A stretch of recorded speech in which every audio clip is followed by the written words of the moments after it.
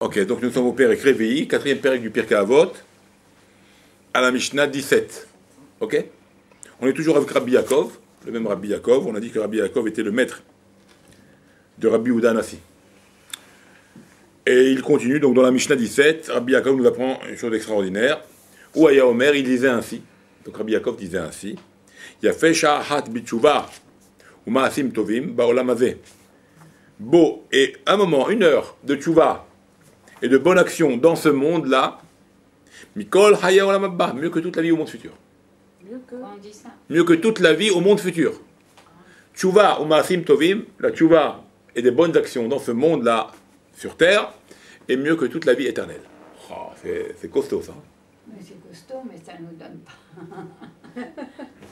Ça nous donne mieux que là-bas. Alors mieux que là-bas, alors on va comprendre. Mieux que là-bas, c'est mieux que là-bas.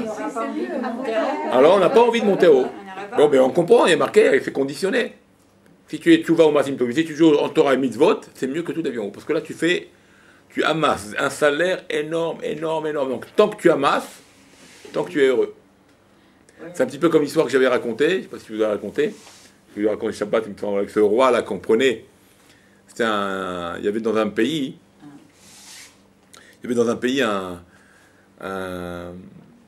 avait une règle comme ça, qu'on prenait à telle heure et à tel jour, on prenait un citoyen et on le mettait sur le trône. Je vous l'avais raconté? Non, d'accord? la semaine dernière. La semaine dernière, je vous l'ai raconté, oui, c'est ça. Alors? Mais bien. La semaine dernière. Ah ouais, la semaine dernière. Ouais. Quand je l'ai raconté cette histoire-là? Je sais c'est dimanche et mercredi, mais bah oui, Oui, on oui. est jour à l'autre. Ah ouais, d'accord. Ouais. Il y en a un qui est nommé. Voilà, alors il est nommé parce que- rapidement pour la dame, il est nommé rapidement, et il est nommé pendant une année. Et on lui dit, voilà, tu es le roi. Alors il a tous les pouvoirs, effectivement, il voit qu'il a de l'argent, et alors il investit, il construit, il met des palais, il fait quelque chose de magnifique. D'accord? Extraordinaire, c'est le roi, il a une puissance extraordinaire. Mais bon, il ne se pose pas de questions, il est content, il s'est vu roi, il n'est pas roi, c'est un simple homme, on l'a mis roi, il ne se pose pas de questions. Bon, il voit qu'il a de l'argent, du pouvoir, et vas-y.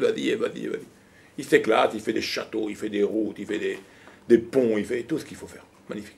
L'année arrive, il y avait un système où les gens qui l'ont pris, qui l'ont mis sur le trône, ces mêmes gens-là, ils le prennent, ils le jettent après un an. À la même heure, à la même date. D'accord, dehors. Et bien c'est ce qui s'est passé. Il a tout investi, il a mis son argent, il a mis tout le pouvoir de roi. Au bout d'un an, il attrape toute cette équipe-là qui font ça. Il attrape, il le jette, et il sort sans rien. Il dit, mon argent, mon bien, c'est fini, ça y est, c'est au roi, c'est fini, c'est plus à toi, c'est plus à toi. Et il pleure.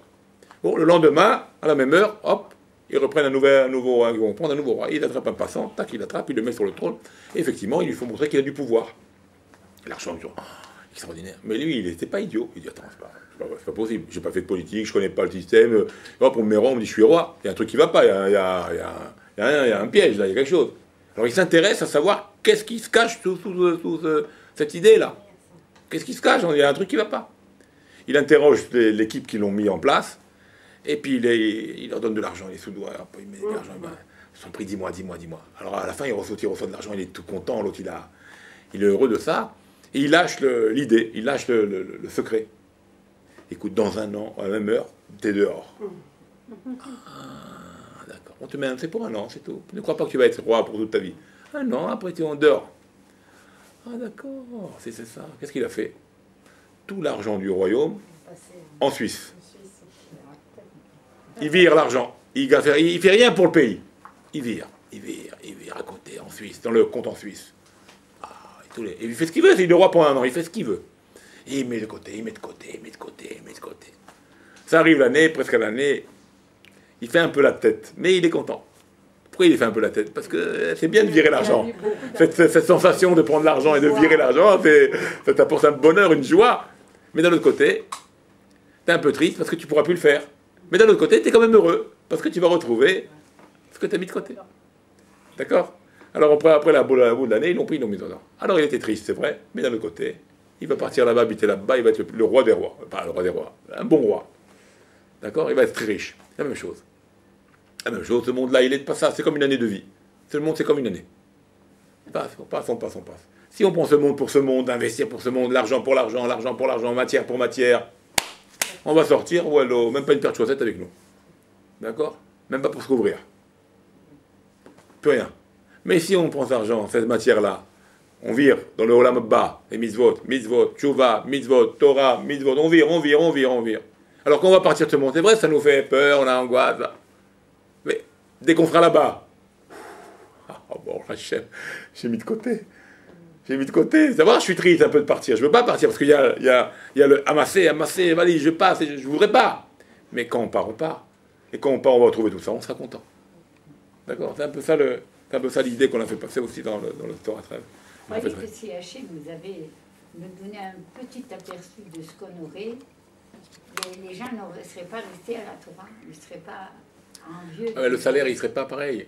Dieu, il va nous donner un salaire netto. Si le salaire, tu le connais d'avance, alors tu perds du mérite. Tout est secret. D'abord, il ne faut pas voir. Parce que si on voit, on peut devenir fou. Il ne faut pas voir.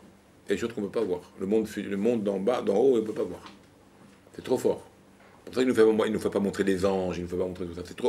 Ça fait trop peur. C'est trop impressionnant. Il n'y a que l'âme qui peut supporter. Notre corps, avec le corps, on peut mourir. Un jour, je vous dirai, bon, peut-être après, je vous dirai qu'est-ce que c'est un ange. Un ange, comment? La grandeur d'un ange.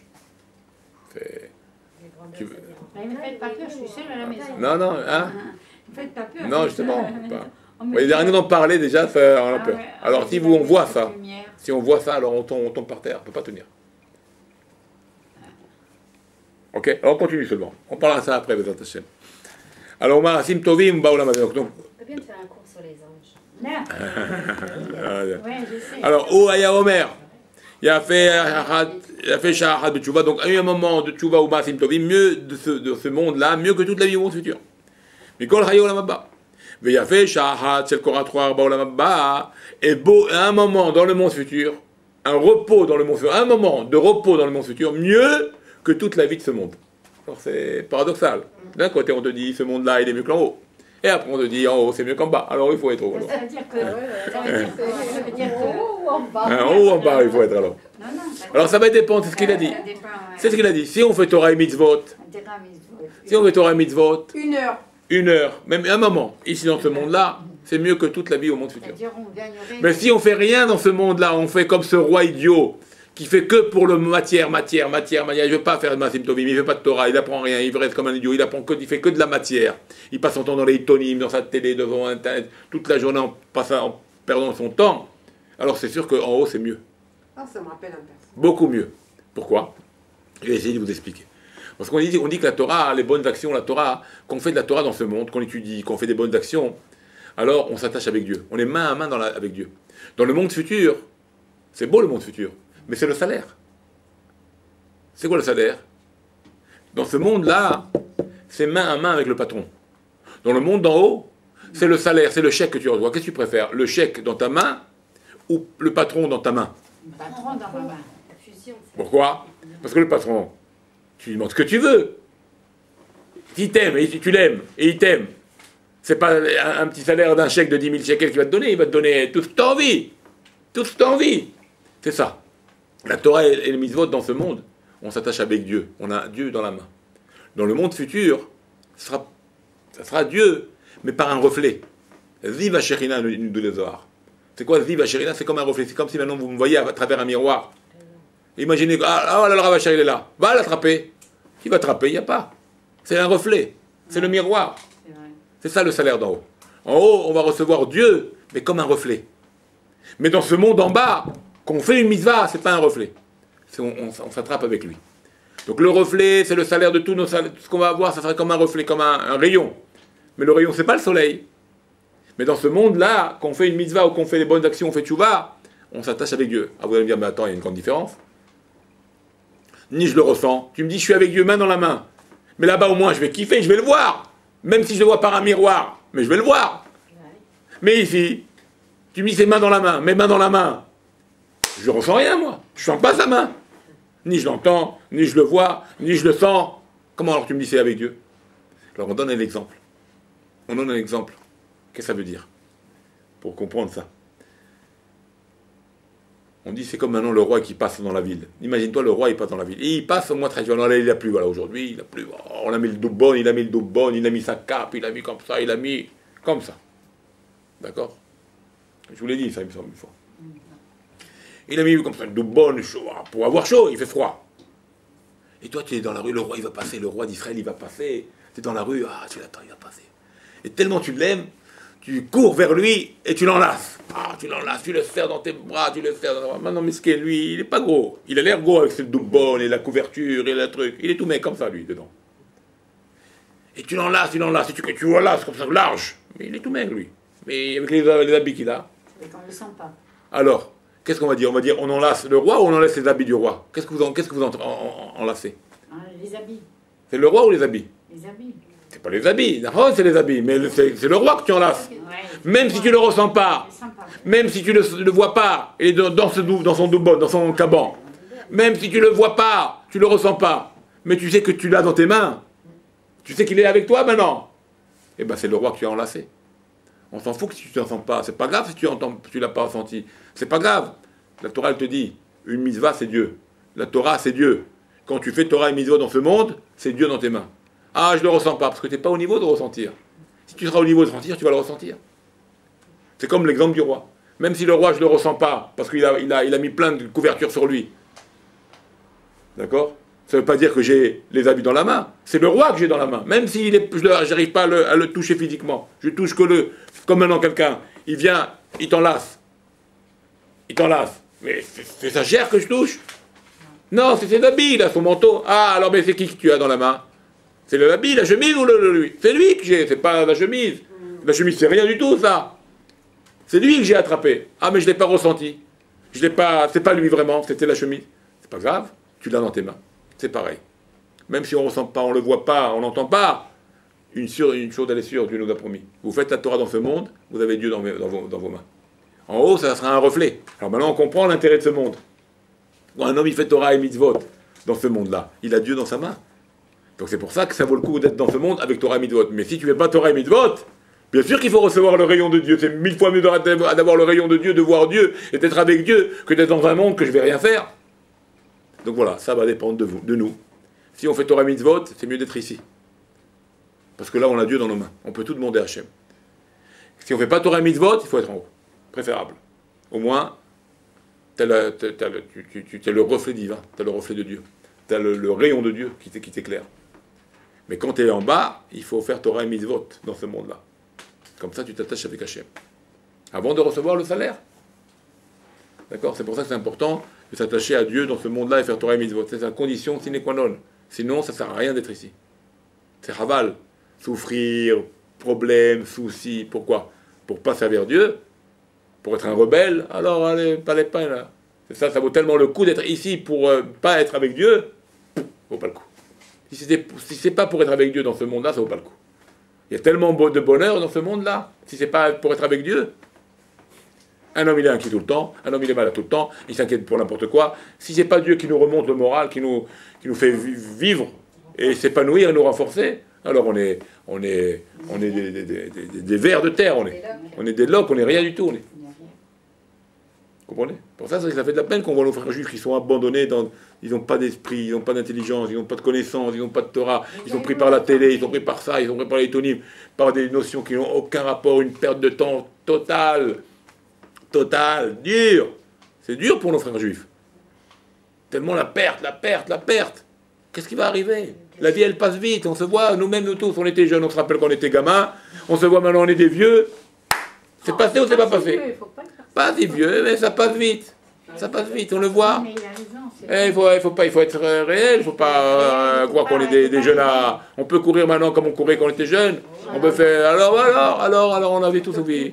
Alors, voilà. Il ne faut pas rêver. Alors, un homme, il voit que la vie, elle passe vite. Comme un éclair. Qui c'est qui ne se rappelle pas de sa jeunesse? Qui c'est? J'étais jeune, j'étais là avec mes copains, on roulait le vélo et courait le ballon. Aujourd'hui, regarde, ça y est. Temps est passé. Ça va vite. C'est pas pour angoisser, mais c'est pour nous prendre conscience. Comment on est de passage. Donc il faut vite se mettre en condition et réaliser qu'est-ce qu'on a à faire dans cette terre, sur ce monde. Et ne pas perdre ce temps. Parce qu'à la fin du compte, quand tu analyses à la fin du compte, avec un peu d'esprit, tu dis, mais ça sert à servir à rien, ce que j'ai lu en étonyme, en perte de temps de ci, perte de temps, ce que j'ai pu faire en inverse, ça ne m'a servi à rien. À rien, ça ne m'a rien apporté, sauf. Et je ne porterai rien avec moi dans tout ça. Ça ne m'a rien apporté. Je ne prendrai rien avec tout ça, avec moi. Bon, une seule chose que je peux, c'est ma Torah et mes mitzvot. Ça va m'accompagner, comme c'est marqué. C'est ça qui va me sauver. C'est ça qui va être mon défenseur. Ça va me défendre, ça. Ça va me faire un OL, une tente autour, contre toutes les attaques extérieures dans le monde d'en haut. C'est ça qui va me protéger. Tous ces cours qu'on donne, toutes ces mises-votes qu'on fait, tous ces shiurim qu'on vient et qu'on étudie, et qu'on écoute, et qu'on parle de ça, et qu'on parle de ça, et qu'on essaie de s'arranger, qu'on essaie de progresser. C'est ça qui va nous sauver notre peau. Notre vie, en fait. C'est ça qui va nous sauver et nous donner la vie vraiment éternelle. Même si c'est pas toujours fait l'ishma au début, et on est fatigué, et on écoute à moitié, ou on n'a pas envie, et on ne pratique pas tout le temps. Des fois on fait bien, mais des fois on n'écoute plus, et des fois... Pas grave, le fait d'écouter, ça va venir. Plus on en parle, plus on s'arrange.